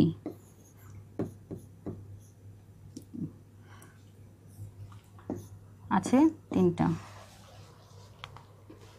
তাহলে আমরা অ্যাডেনিনের সাথে থায়ামিনের ডাবল বন্ড আর সাইটোসিনের সাথে গুয়ানিন আছে ট্রিপল বন্ড, ওকে। তাহলে অ্যাডেনিন এটা যদি 5টা থাকে, এটা জাস্ট একটা হিসাব, এটা যদি 5টা থাকে তাহলে 3 5 15, 15টা বন্ড, আর হচ্ছে 5 দ্বিগুণে 10। তাহলে এভাবেই এটা যোগ করলে হয় 25। এভাবেই ওই যে ভৌত গঠন একটা স্ট্রাকচার দেখালো, একটা হিসাব দেখালো যে হাইড্রোজেন বন্ড থাকে অ্যাপ্রক্সিমেটলি 25, সেটাই হচ্ছে এই হিসেবটা। তাহলে আমরা ডিএনএর ভৌত গঠন দেখলাম এবং রাসায়নিক গঠন দেখলাম, এবং এখানে আবারও চিত্রের মধ্যে উল্লেখ করা আছে যে কোন অংশটুকু নিউক্লিওসাইড আর কোন অংশটুকু নিউক্লিওটাইড। এখানে ডিএনএর সেই ভৌত রাসায়নিক গঠন থেকে কিছু এমসিকিউ তৈরি করা আছে, আপনারা স্টাডি করে নেবেন। এবার আসি আমরা আরএনএর গঠনে। যেহেতু ডিএনএর গঠনটা আমরা পড়ে ফেলেছি, আরএনএর গঠনটা আমাদের পড়তে বেশি একটা বেগ পেতে হবে না, কারণ হচ্ছে ডিএনএর গঠন আর আরএনএর গঠনের মধ্যে যত টার্ম আছে, সায়েন্টিফিক টার্ম, সেই সবগুলো টার্ম প্রায় কাছাকাছি। ক্ষুদ্র ক্ষুদ্র কিছু জায়গায় পার্থক্য, যেমন আমরা এখানে চিত্রটা দেখি। এই চিত্রের ক্ষেত্রে কি ডিএনএতে আরেকটা স্ট্র্যান্ড ছিল না, আরএনএর ক্ষেত্রে শুধুমাত্র কি একটা স্ট্র্যান্ড। আর তাহলে এই জন্য এখানে বলা হয় একসূত্রক চেইনের মতন। তাহলে ডিএনএ ছিল দ্বিসূত্রক চেইন, এটা হচ্ছে একসূত্রক চেইন। আর 4 ধরনের নিউক্লিওটাইড যুক্ত হয়ে এই সূত্রটা হয়। একই রকম প্রতিটি নিউক্লিওটাইডে থাকে রাইবোজ সুগার, নাইট্রোজেন বেস, তারপর ফসফেট। এখানে ডিঅক্সি রাইবোজ সুগার না, এটা শুধু রাইবোজ সুগার। আর নিউক্লিওটাইডগুলো 3 প্রাইম 5 প্রাইম ফসফোডাইএস্টার বন্ধন দিয়ে যুক্ত থাকে। ওই যে ফসফেট যুক্ত থাকে সেটা হচ্ছে ফসফোডাইএস্টার। তাহলে কোন বন্ড দিয়ে? ফসফোডাইএস্টার। এটা একটা এক্সাম্পল হতে পারে এমসিকিউর। তারপর স্থানে স্থানে এটা কুণ্ডলিত অবস্থায় থাকবে। আরএনএর স্ট্র্যান্ডটা বিভিন্ন জায়গায় জায়গায় কুণ্ডলিত অবস্থায় থাকবে। আর আরএনএর রাসায়নিক গঠনে তাহলে কি কি থাকে? 5 কার্বন বিশিষ্ট রাইবোজ সুগার বা পেন্টোজ সুগার, তারপর নাইট্রোজেন বেস বা ক্ষারক, যেগুলো হচ্ছে অ্যাডেনিন, গুয়ানিন, সাইটোসিন এবং ইউরাসিল। এটা হচ্ছে একটা ব্যতিক্রম। তাহলে আমাদের এখানে শিখতে হবে কি? ইউরাসিল এবং ফসফেট, যেটা ডিএনএতেও ছিল। তাহলে এটা গেল ডিএনএর ভৌত গঠন এবং রাসায়নিক গঠন। এখানে আরএনএ থেকে কিছু এমসিকিউ আছে। ওকে, আমরা এখন এই চিত্রটার দিকে তাকাই। এই চিত্রে আমরা দেখতে পাচ্ছি এটা কি? একটা ব্যাকটেরিয়াল নর্মাল ক্রোমোজোম। তার পাশে এই যে বৃত্তাকার এই স্ট্রাকচারগুলো, এগুলোই হচ্ছে কি? প্লাজমিড। প্লাজমিডটা কেন গুরুত্বপূর্ণ? প্লাজমিডগুলো হচ্ছে আমরা যে পরবর্তী টপিক রিকম্বিনেন্ট ডিএনএ পড়ব, সেই রিকম্বিনেন্ট ডিএনএর ক্ষেত্রে বাহক হিসেবে কাজ করবে। সেটা আমরা রিকম্বিনেন্ট ডিএনএ তৈরির প্রক্রিয়ার সময় দেখতে পারবো। তো প্লাজমিডের স্ট্রাকচারটা কীরকম? আমরা এই স্ট্রাকচার থেকে দেখছি যে বৃত্তাকার এবং দ্বিসূত্রক। এটা দ্বিসূত্রক ডিএনএ, আর হচ্ছে রেস্ট্রিকশন এনজাইম দ্বারা নির্দিষ্ট স্থানে কাটা যায়। এটার নির্দিষ্ট স্থানটাকে কাটা যায়, এজন্যই জেনেটিক্সে এটার এত গুরুত্ব। এরপর কনজুগেশনের দ্বারা সহজেই ব্যাকটেরিয়া সঞ্চালিত হতে পারে। প্লাজমিডের ডিএনএ স্বাধীনভাবে নিজের সংখ্যাটা বৃদ্ধি করতে পারে। কোনো কোনো প্লাজমিডের জিন বিশেষ ধরনের রাসায়নিক বস্তু উৎপাদনকারী জিন বহন করে, যেমন কোলিসিন, ভিব্রিওসিন। আর এটার আণবিক ওজনটা হচ্ছে 10⁶ থেকে 200 × 10⁶ ডাল্টন। তো প্লাজমিড 3 প্রকার সাধারণত: এফ প্লাজমিড, আর প্লাজমিড আর কোল প্লাজমিড। এফ প্লাজমিডের সাথে আরেকটা আছে এফ ডেস্ট প্লাজমিড। এফ প্লাজমিডটাকে বলা হয় ফার্টিলিটি প্লাজমিড। আর প্লাজমিডের আরটা এসেছে রেজিস্ট্যান্স প্লাজমিড থেকে।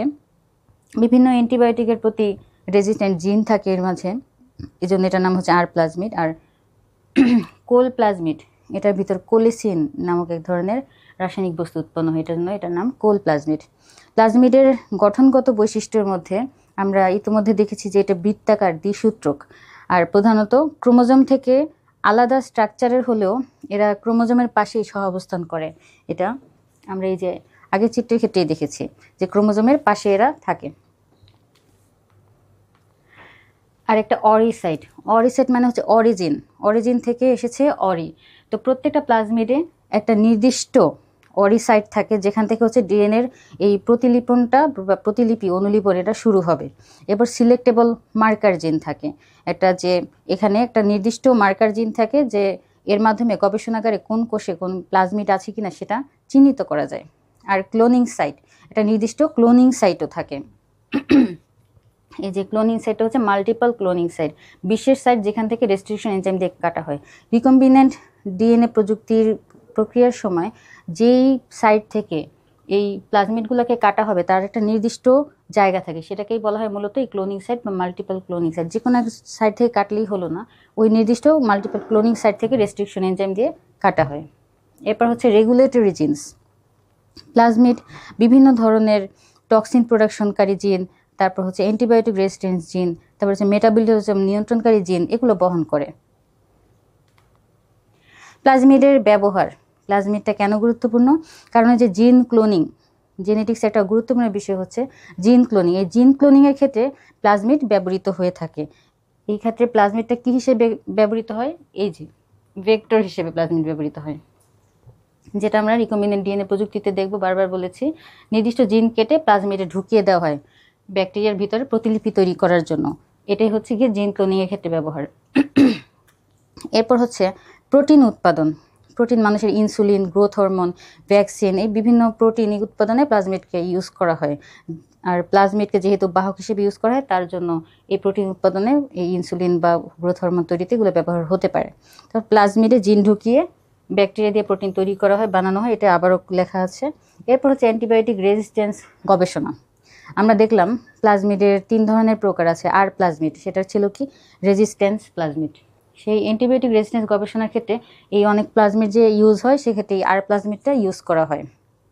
কারণ ব্যাকটেরিয়ার বিরুদ্ধে প্রতিরোধক্ষম কোনো কিছু উদ্ভাবন করতে হলে, কোনো টিকা বা যে কোনো কিছু উদ্ভাবন করতে হলে, সেক্ষেত্রে আমাদের এই প্লাজমিডটা প্রয়োজন হবে, আর প্লাজমিডটা। এছাড়া জেনেটিক ইঞ্জিনিয়ারিং এতক্ষণ যা পড়লাম বা বললাম ব্যবহার, সবগুলোই জেনেটিক ইঞ্জিনিয়ারিং অংশ। তারপর এখানে আলাদা একটা পয়েন্টে লেখা আছে যে জেনেটিক্যালি মডিফাইড উদ্ভিদ, যেটাকে আমাদের আসবে যে জিএমও, এটা ফুল মিনিংও আসতে পারে। জিএমও মানে কি? জেনেটিক্যালি ফুল মডিফাইড অর্গানিজম। আর যদি জেনেটিক্যালি মডিফাইড ক্রপস হতে পারে, জিএমপি মানে প্ল্যান্টস হতে পারে, তখন প্ল্যান্টস। তো জিএম মানে হচ্ছে জেনেটিক্যালি মডিফাইড, যেটাকে হচ্ছে কি যে মডিফিকেশনের জন্য তখন আমার কি করা হয়, এই প্লাজমিডটাকে ইউজ করা হয়। যেমন এখানে পেস্ট রেজিস্ট্যান্ট ভ্যারাইটি তৈরি করার জন্য দেখানো হয়েছে, তারপর হচ্ছে ভিটামিন এনরিচড কোনো প্রজাতি উদ্ভাবনের জন্য দেখানো হয়েছে। এরপর ভ্যাকসিন তৈরিতে। ভ্যাকসিন তৈরিতে এই যে বিভিন্ন ধরনের পৃথিবীতে টিকা আবিষ্কার হয়, এই যে টিকা আবিষ্কার করার জন্য কি হয়, অনেক সংখ্যক তোমার হচ্ছে ক্লোন তৈরি করতে হয়। সেটাকেই প্লাজমিডের উপর ভিত্তি করেই ডিএনএ ভ্যাকসিন তৈরি করা হয়।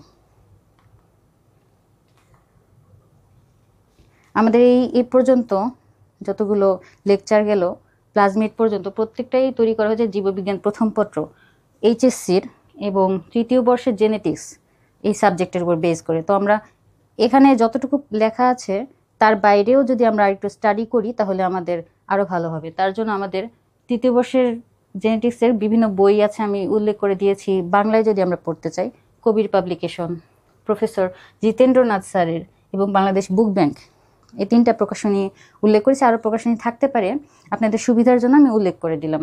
তো এর ভিতর থেকে আমরা আরও ডিটেলস পড়তে পারি, বিশেষ করে প্লাজমিডের আলো অনেক ইলাবোরেট লেখা আছে। এই হচ্ছে গিয়ে কবির পাবলিকেশনের বইয়ে এবং বুক ব্যাংকের বই আছে, প্লাজমিড সম্পর্কে আরও ইলাবোরেটলি বলা আছে। এখন আমরা দেখি রিকম্বিনেন্ট ডিএনএ তৈরির ধাপ। রিকম্বিনেন্ট ডিএনএ তৈরি কয়েকটা ধাপে সম্পন্ন হয়। সবার প্রথমে রিকম্বিনেন্ট ডিএনএ তৈরির জন্য আমাকে কাঙ্ক্ষিত একটা ডিএনএ নির্বাচন ও পৃথক করতে হবে। তো রিকম্বিনেন্ট ডিএনএটা যেই পৃথক করব এবং কাঙ্ক্ষিত ডিএনএটা নির্বাচন করব, সেটা হবে কি, একটা হয় সুস্থ সবল জাত, উন্নত বৈশিষ্ট্য সম্পন্ন কোনো জাত, তার ডিএনএটা আমাদের নির্বাচন করতে হবে যে আমি কার ডিএনএটাকে নিয়ে রিকম্বিনেন্ট ডিএনএ তৈরি করব। সেটাই হচ্ছে গিয়ে কাঙ্ক্ষিত ডিএনএটা নির্বাচন। এরপর এই ডিএনএটাকে একজন বহন করবে, সেই বাহকটাকে নির্বাচন করতে হবে। তো সেই কাঙ্ক্ষিত ডিএনএ বহন করবে এবং সেই কাঙ্ক্ষিত ডিএনএ প্রতিস্থাপন করা হবে, এরকম একটা বাহক আমরা নির্বাচন করবো। তাহলে গেল কয়টা ধাপ? 2টা ধাপ। এরপর 3 নাম্বার যে ধাপ, সেক্ষেত্রে আসে যে রেস্ট্রিকশন এনজাইম দিয়ে নির্দিষ্ট স্থানে ছেদন। ওই যে আমরা প্লাজমিডের যে ব্যবহার, সেক্ষেত্রে পড়েছিলাম যে প্লাজমিডের নির্দিষ্ট সাইট আছে, মাল্টিপল ক্লোনিং সাইট, ওখানে হচ্ছে রেস্ট্রিকশন এনজাইম দিয়ে কাটা হয়।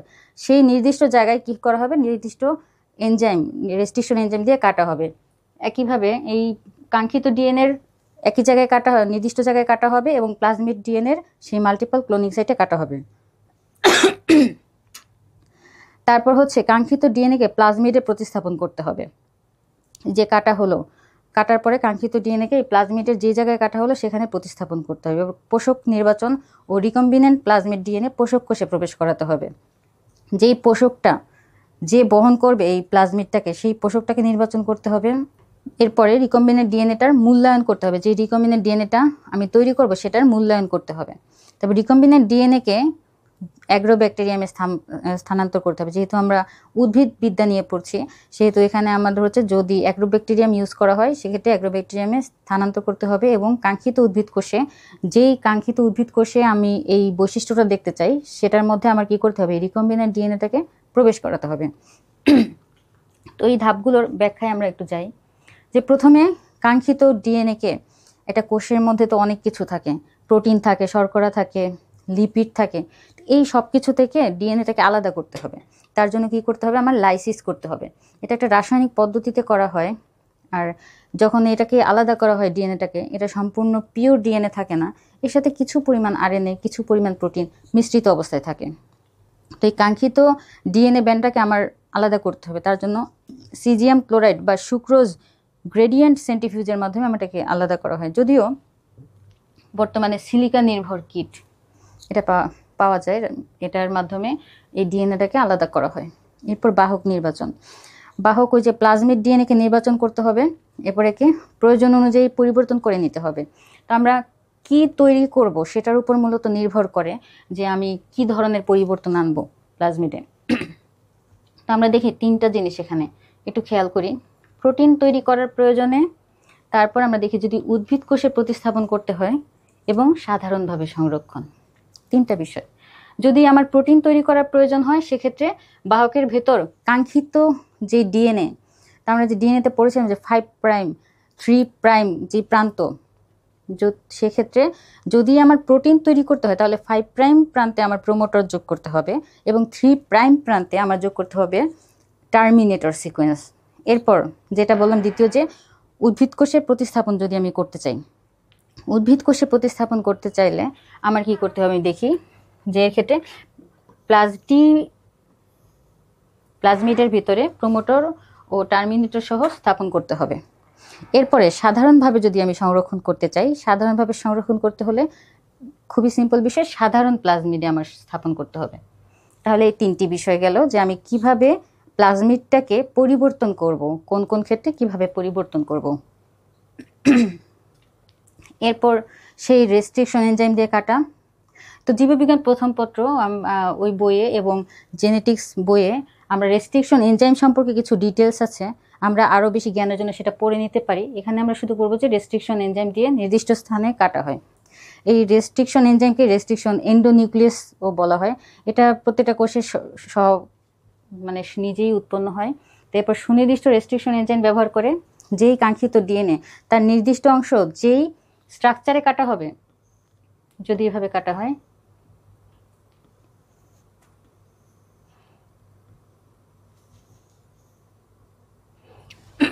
আমরা মনে করি বিপরীতভাবে কাটা হলো, তো প্লাজমিডের ক্ষেত্রেও একই রকমভাবে কাটতে হবে আমার। তো এই রেস্ট্রিকশন এনজাইম দিয়ে নির্দিষ্ট স্থানে নির্দিষ্টভাবে কাটা হয়। আমরা প্লাজমিডটা দেখি,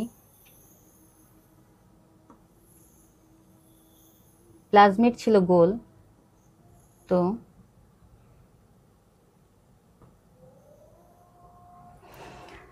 ঠিক এরকম একটা স্ট্রাকচারে প্লাজমিডটাকে কাটা হয়। আর ডিএনএর যে অংশটা, ডিএনএর অংশ থেকে মনে করি আমরা যে এই যে এখান থেকে যদি ইরেজ করে দিই, এই ইরেজ করা অংশটাই আমার কি করতে হবে, প্লাজমিডটাকে বসাতে হবে। তো ডিএনএর ছাঁচ থেকে ঠিক একই রকমভাবে কেটে সেই অংশটা আলাদা করে নেওয়া হয়। এরপরে পরবর্তী যে অংশ কাঙ্ক্ষিত ডিএনএ প্লাজমিডের প্রতিস্থাপন, তো রেস্ট্রিকশন এনজাইম দিয়ে আমি কাটলাম, কিন্তু এরপরে লাইগেজ এনজাইম দিয়ে নির্দিষ্ট স্থানে অংশে বসানো হবে। এখানে একটা টাইপিং মিস্টেক আছে, এটা হবে লাইগেজ।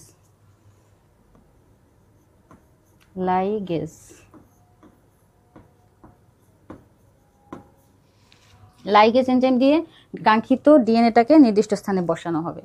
এরপর পোষক নির্বাচন ও রিকম্বিনেন্ট প্লাজমিড ডিএনএ পোষক কোষে প্রবেশ করানো। এই যে বসানো হলো প্লাজমিডে, কাঙ্ক্ষিত ডিএনএর অংশটা প্লাজমিডে বসিয়ে যেই ডিএনএটা তৈরি করা হলো সেটার নাম হয়ে গিয়েছে রিকম্বিনেন্ট ডিএনএ। এখন এটাকে আমি কি করব, পোষকের ভেতর প্রবেশ করাবো। তো এই ধাপে পোষক ব্যাকটেরিয়ামে রিকম্বিনেন্ট ডিএনএ প্রবেশ করানো হবে এবং স্বাভাবিক অবস্থায় ব্যাকটেরিয়া সাধারণত অন্য প্লাজমিড গ্রহণ করে না। এর জন্য কী করতে হবে? আমাকে একটা নির্দিষ্ট পরিবেশ তৈরি করতে হবে। সেক্ষেত্রে কী করা হয়? ক্যালসিয়াম সমৃদ্ধ করা হয়, কোষটাকে ক্যালসিয়াম সমৃদ্ধ করা হয়, ব্যাকটেরিয়াকে হিট শক দেওয়া হয়। এর মাধ্যমে একটা কৃত্রিম পরিবেশ তৈরি যখন করা হয় তখন সে প্লাজমিডটা গ্রহণ করার জন্য উপযুক্ত হয়। পরবর্তীতে এই যে ট্রান্সফর্মড ব্যাকটেরিয়া, যখন আমি রিকম্বিনেন্ট এই ডিএনএটা প্লাজমিডটাকে প্রবেশ করালাম ব্যাকটেরিয়ার শরীরে, তখন এটাকে বলা হয় ট্রান্সফর্মড ব্যাকটেরিয়া। এই ট্রান্সফর্মড ব্যাকটেরিয়ার সংখ্যা বৃদ্ধির সাথে সাথে কি হবে? এই রিকম্বিনেন্ট ডিএনএর সংখ্যা বৃদ্ধি পাবে, কারণ অলরেডি ওই ব্যাকটেরিয়ামের ভিতরে আমি ট্রান্সফর্মড ডিএনএ সেটাকে রিকম্বিনেন্ট ডিএনএ সেটাকে ইনপুট করে ফেলেছি। তো এর থেকে যত সংখ্যা বৃদ্ধি হবে তাহলে কি হবে? সেই বৈশিষ্ট্য সম্পন্ন রিকম্বিনেন্ট ডিএনএ তার বৈশিষ্ট্য সহই সে কি করবে? ব্যাকটেরিয়ার সংখ্যা বৃদ্ধি হবে, তাহলে একই বৈশিষ্ট্যটা বৃদ্ধি পাবে। একেই বলা হয় কি? ক্লোনিং। তো ডিএনএ অনুপ্রবেশের আরেকটা পদ্ধতি আছে যেটাকে বলা হয় ইলেকট্রোপোরেশন। তো ইলেকট্রোপোরেশন সম্পর্কে আমি কিছুটা এখানে আলোচনা করেছি যে ইলেকট্রোপোরেশন হচ্ছে মলিকুলার বায়োলজি বা বায়োটেকনোলজির একটা অংশ। এক্ষেত্রে কী করা হয়? ইলেকট্রো নামের ভিতরে আমরা দেখি ইলেকট্রো অ্যান্ড পোরেশন। পোর, ইলেকট্রো মানে হচ্ছে বিদ্যুৎ থেকে এসেছে নামটা, আর পোর মানে কি? ছিদ্র। তো ইলেকট্রোপোরেশন মানে বিদ্যুতের মাধ্যমে একটা ছিদ্র তৈরি করা হবে ঝিল্লিতে, যার মাধ্যমে ডিএনএ, আরএনএ, প্রোটিন বা অন্যান্য অণুকে সেটাকে কী করা হয়? অনুপ্রবেশ করানো হয়। এটাই হচ্ছে ইলেকট্রোপোরেশন।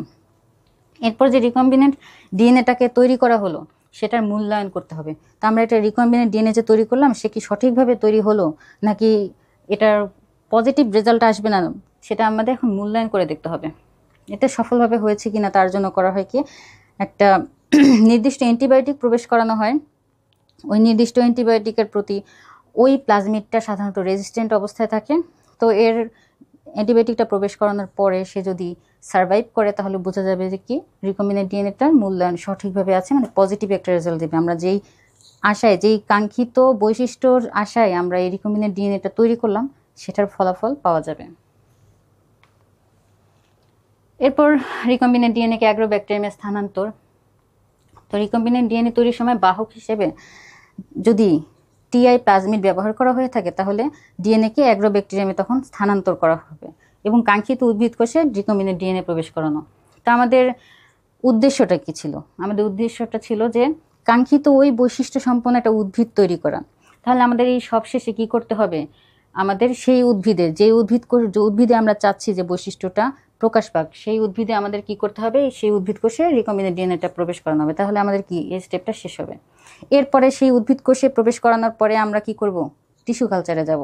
টিস্যু কালচারের মাধ্যমে সেই নতুন আর কাঙ্ক্ষিত জিন সহ যেই প্রজাতিটা আমরা উদ্ভব করলাম, সৃষ্টি করলাম, সেটার সংখ্যা বৃদ্ধি করতে হবে।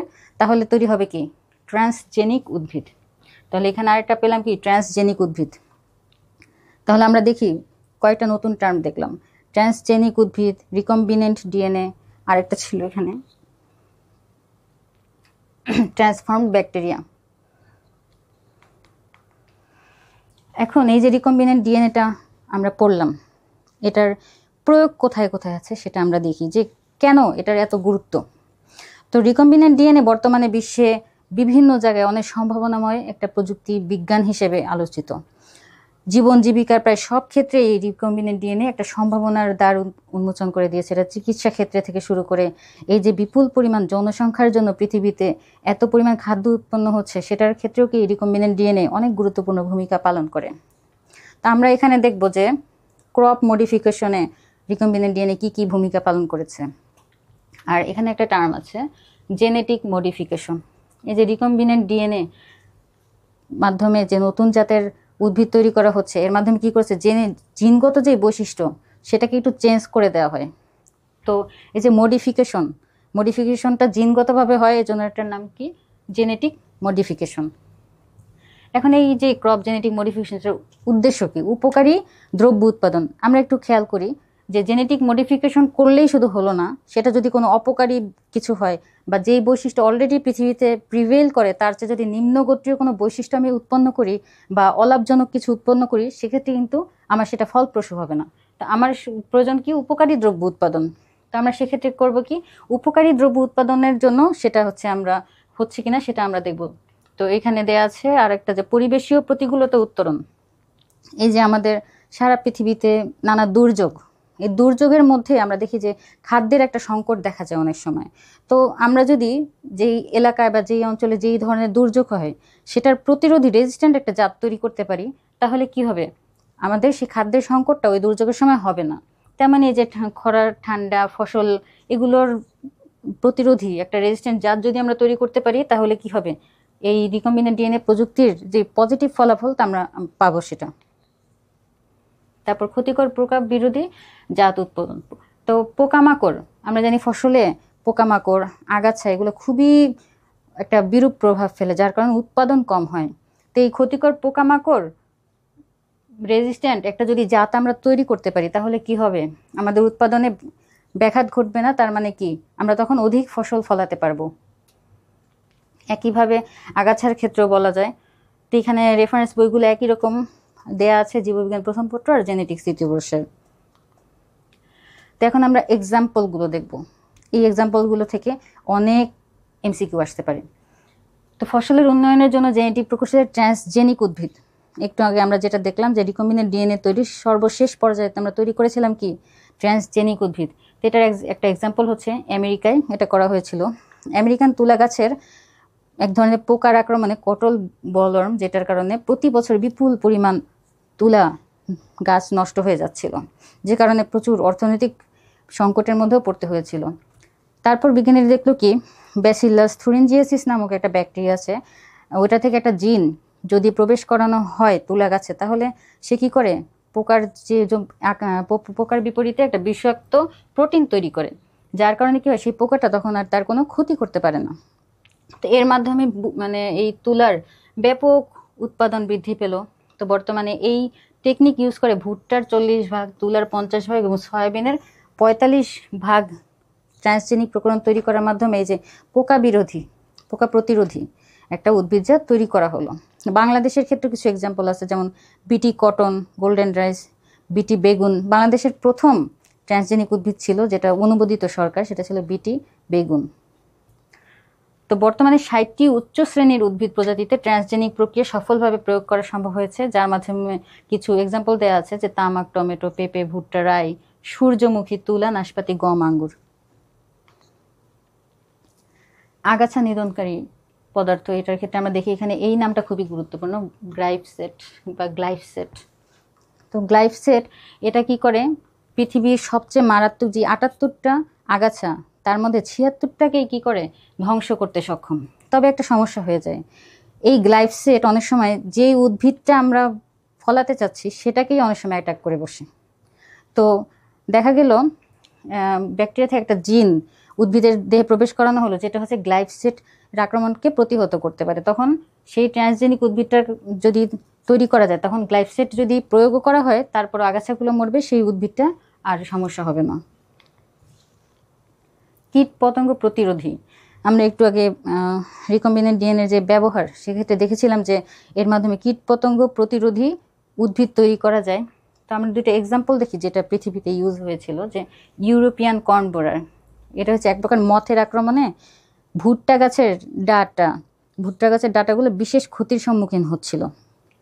তো দেখা গেল যে ব্যাসিলাস থুরিনজিয়েন্সিস, সংক্ষেপে এই যে ব্যাসিলাসের বি আর থুরিনজিয়েন্সিসের টি, এটা নিয়ে বিটি হয়। এই বিটি ব্যাকটেরিয়ার একটি প্রোটিন তৈরি করা হয়েছে যা কীট পতঙ্গনাশক হিসেবে কাজ করে। সেই প্রোটিনটাকে জেনেটিক ইঞ্জিনিয়ারিংয়ের মাধ্যমে যখন সেই ভুট্টা গাছে প্রবেশ করিয়ে দেওয়া হলো, তখন দেখা গেল যে এই ডাটিটিতে সেই মথের আক্রমণে আর কোনো সমস্যা হচ্ছে না। একইভাবে সেই বায়ো ইনসেকটিসাইড হিসেবেও এই ব্যাসিলাস থুরিনজিয়েন্সিস ইউজ করা হয়। তো এটা আমাদের জানতে হবে, বায়ো ইনসেকটিসাইড হিসেবে প্রবেশ করানো হচ্ছে। এবং এক্সাম্পলগুলো কী কী, বেগুন, ফুলকপি ইত্যাদি। এসআইটি প্রযুক্তি, এটা আসতে পারে যে এসআইটির ফুল মিনিং কি, এসআইটি দিয়ে 4টা অ্যাব্রিভিয়েশন দিয়ে দিতে পারে। সেক্ষেত্রে আমাদের জানতে হবে কি, স্টেরাইল ইনসেক্ট টেকনিক। তো এক্ষেত্রে দেখুন, আমরা নাম থেকেই দেখছি ইনসেক্টকে স্টেরাইল করে দিচ্ছে, ঠিক আছে, বংশ বৃদ্ধি সে যেন আর না করতে পারে সেজন্য। এটার আবিষ্কারককে এডওয়ার্ড ক্রিপলিং অ্যান্ড রেমন্ড। তো এর মাধ্যমে কি করা হচ্ছে, কীটপতঙ্গ যাতে আর নতুন করে বংশ বৃদ্ধি করতে না পারে সেরকম ক্ষমতা সম্পন্ন করে ফেলা হচ্ছে। তো কোন কোন দেশে এটা অ্যাপ্লাই হয়েছে সেটা আমরা দেখি, জাপান, ফিলিপাইন, মেক্সিকো, বিভিন্ন দেশে এটা অ্যাপ্লাই করা হয়েছে। তো চিকিৎসা ক্ষেত্রে এটা খুবই ইউজ হয়। সেক্ষেত্রে হচ্ছে কি, আপনার ইনসেক্ট বায়োটেকনোলজি গবেষণাগারে এটা খুবই ব্যাপক আকারে ইউজ করা হচ্ছে।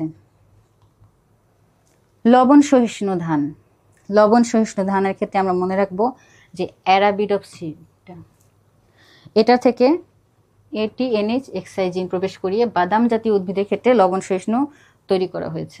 তারপর ক্লোভার জাতীয় ঘাস উৎপাদনে এটা করা হয়েছে ভেড়ার ক্ষেত্রে। হ্যাঁ, ভেড়ার ক্ষেত্রে দেখা গিয়েছে যে ভেড়ার পশম সালফার ইনটেকের উপর অনেক বেশি নির্ভর করে। তো সালফারযুক্ত ঘাস যদি ভেড়া খায় তখন তার ভেড়ার পশমের কোয়ালিটিটা খুবই ভালো হয়। তখন বিজ্ঞানীরা করলো কি, সানফ্লাওয়ার থেকে যে সালফার অ্যামিনো সৃষ্টিকারী জিন সেটাকে প্লাজমিডে স্থানান্তর করে সেটাকে ঘাসের মধ্যে ইনপুট দিয়ে সেই ঘাসটাকে বৃদ্ধি করা হলো। তখন সেই ঘাসটা যখন ভেড়া খেলো তখন তার পশম খুব ভালো কোয়ালিটি দেওয়া শুরু করলো। তো এই সালফার, সানফ্লাওয়ার, এই টার্মগুলো আমাদের মনে রাখতে হবে। আর ভেড়া, ক্লোভার জাতীয় ঘাস। এরপর হচ্ছে সুপার রাইস। সুপার রাইস এটা বাংলাদেশের ক্ষেত্রেও একটা ভালো, বাংলাদেশ সহ এশিয়ার ক্ষেত্রে একটা ভালো MCQ প্রশ্ন যেটা আসতে পারে। সুপার রাইস কি ছিল? ভিটামিন A সমৃদ্ধ ধান উৎপাদন। আমাদের এশিয়া উপমহাদেশের শিশুদের মাঝে ভিটামিন এর খুব ঘাটতি দেখা গেল। তো ভিটামিন A ইনপুট করে সেই ধানটাকে যখন উৎপাদন করা হলো ব্যাপক হারে, তখন এই ভিটামিন এর অন্ধত্ব জনিত যত সমস্যা সেগুলো শিশুদের মধ্যে একটু কম দেখা গেল।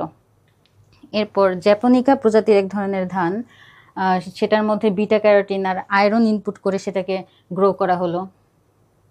এরপর হচ্ছে গিয়ে প্রতিরোধক্ষম জাত উদ্ভাবন। তো এতক্ষণ আমরা যেগুলো পড়লাম তার মাঝে প্রতিরোধক্ষম কথাটা চলে এসেছে। তারপর আবার একটু দেখি যে ভাইরাস, ব্যাকটেরিয়া, ছত্রাক, এই নানা ধরনের পতঙ্গ এদের বিরুদ্ধে টিকে থাকতে পারে এই ধরনের জাত উদ্ভাবন করাই হচ্ছে প্রতিরোধক্ষম জাত উদ্ভাবন। তো কয়টা রোগের নাম দেয়া হয়েছে উদ্ভিদের, তাই সেই উদ্ভিদের বিরুদ্ধে সে যেন টিকে থাকতে পারে এরকম প্রতিরোধক্ষম জাত, যেমন ছিল পটেটো ভাইরাস, এটার বিরুদ্ধে টিকে থাকতে পারে। তারপর হচ্ছে কি mosaic virus, tobacco mosaic virus, এগুলোর বিরুদ্ধে টিকে থাকতে পারে এমন প্রতিরোধক্ষম জাত উদ্ভাবন করা হয়েছে। এরপর হচ্ছে নাইট্রোজেন সংযোজন। নাইট্রোজেন সংযোজন আমরা জানি লিগিউম জাতীয় যত গাছ সেগুলো কি করে, মূলের মাধ্যমে নাইট্রোজেন সংবোধন করে। তো আমরা অনেক সময় বাহির থেকে নাইট্রোজেন সার দিই। তো বিজ্ঞানীরা চাচ্ছিল যে সার ইউজ না করে যদি মূলের মাধ্যমেই বা অন্য কোনোভাবে যদি নাইট্রোজেন সংবোধন করা হয় সেটা সবচেয়ে ভালো হয়। তো সেক্ষেত্রে কী করা হলো যে বায়বীয় নাইট্রোজেন সংবোধনকারী জিন সেটাকে ইকোলাইয়ের মধ্যে প্রবিষ্ট করে সেই ব্যাকটেরিয়া থেকে নাইট্রোজেন যেন ফিক্সিং করা যায় সেটা জিন ধানের মধ্যে প্রবিষ্ট করিয়ে দেওয়া হলো। তখন কি হলো, নাইট্রোজেন সমৃদ্ধ যে সার, নাইট্রোজেন সার, ইউরিয়া সার, এগুলোর ইউজটা তখন কম করলেই দেখা যেত যে নাইট্রোজেনের অভাবটা পূরণ হয়ে যেত। পোকামাকড় প্রতিরোধী ধান আমরা অলরেডি বলে ফেলেছি, লবণ সহিষ্ণুতা এটাও বলে ফেলেছি। ঠান্ডা প্রতিরোধী যে ব্যাসিলাস সাবটিলিস, এটা দেখতে হবে, CSP জিন প্রবিষ্ট করে ঠান্ডা প্রতিরোধী ফসল উদ্ভাবন। এরপরে সর্বশেষ দুটো ছক দিয়েছি আমি এখানে। এই ছকের মধ্যে বিভিন্ন ধরনের, একটা ছক আর এই পেজে একটা ছক, এই ছকের মধ্যে বিভিন্ন ধরনের উদ্ভিদ তাদের কি কি ক্যারেক্টারিস্টিক্স সম্পন্ন করে এই যে ট্রান্সজেনিক উদ্ভিদ তৈরি করা হয়েছে সেগুলো আলোচনা করা হয়েছে। তো আমরা একটু দেখি যে তুলার ক্ষেত্রে আগাছা সহনশীল তুলা উদ্ভাবন করা হয়েছে, কীটপতঙ্গর প্রতিরোধী তুলা উদ্ভাবন করা হয়েছে। ভুট্টার ক্ষেত্রে দুই ধরনের জাত আছে, একই রকম আগাছা সহনশীল আর হচ্ছে গিয়ে কীটপতঙ্গ প্রতিরোধী। তারপর হচ্ছে টমেটোর ক্ষেত্রে 3 ধরনের আছে, যেমন আছে বিলম্বে পরিপক্কতা, মানে এটা যেন খুব দ্রুত পেকে না যায়, মানে যথেষ্ট পরিমাণ বড় হওয়ার আগেই যেন পেকে না যায়, সেটা হচ্ছে বিলম্ব পরিপক্কতা। এরপর এগুলো বুঝবেন যে কীটপতঙ্গ প্রতিরোধী আর হচ্ছে আগাছা সহনশীল। একইভাবে আলু কীটপতঙ্গ প্রতিরোধী আর ভাইরাস প্রতিরোধী আলুর ক্ষেত্রে। গমের ক্ষেত্রে আছে আগাছা সহনশীল, ধানের ক্ষেত্রে আছে আগাছা নাশক, আর আলুর ক্ষেত্রে আছে কীটপতঙ্গ। এখানেও একই রকম, আগের পেজেরগুলো শুধু আমার একটু মনে রাখতে হবে।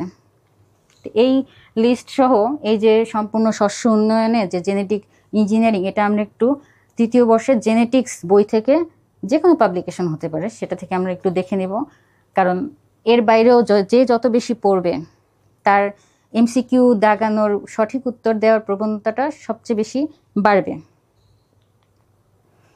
তো এরপরে আছে যে এরপরে আমরা কি পেলাম সেটা, এটা সারমর্ম যে অধিক ফলনশীল গাছ উৎপন্ন হবে, এই ট্রান্সজেনিক উদ্ভিদের মাধ্যমে, রিকম্বিনেন্ট ডিএনএ প্রযুক্তির মাধ্যমে প্রতিরোধক্ষম জাত উদ্ভাবন হলো। তারপর হলো কি, রোগ প্রতিরোধ ক্ষমতা সম্পন্ন ফল উৎপন্ন হবে, আর জেনেটিক্যালি মডিফাইড প্রাণী। আর সর্বশেষে যে উন্নত বহুবিধ বৈশিষ্ট্যের প্রাণী বা গাছ কোনোরূপ মানে কৃত্রিম উপায়ে, কোনোরূপ স্বপরাগায়ন বা ছাড়া কৃত্রিম উপায়ে এটাকে তৈরি করা সম্ভব হলো, সংখ্যা বৃদ্ধি করা সম্ভব হলো। তো এই সব কিছুই দেয়া আছে। আর এটার জন্য 4র্থ বর্ষের জৈব প্রযুক্তি ও জিন প্রকৌশল, এই বইটা আমরা একটু ফলো করব। এক্ষেত্রে এই জেনেটিক ইঞ্জিনিয়ারিং এই বিষয়টা দেওয়া আছে সুন্দর করে। এক্ষেত্রে আপনাদের হচ্ছে এই চ্যাপ্টার থেকে কিছু অবজেক্টিভ এমসিকিউ আপনারা একটু স্টাডি করবেন। তো সবশেষে আপনারা পিডিএফ এবং এই লেকচার মিলিয়ে রেফারেন্স বুকের যতগুলো নাম দেয়া হলো সব কিছু থেকে যদি একটা ভালো স্টাডি করেন, যদিও খুবই কম সময় আছে এবং লাইভ এমসিকিউর সাথে থাকেন, আশা করি আপনারা ক্যাডার সার্ভিসে অন্তর্ভুক্ত হতে পারবেন। ধন্যবাদ সবাইকে।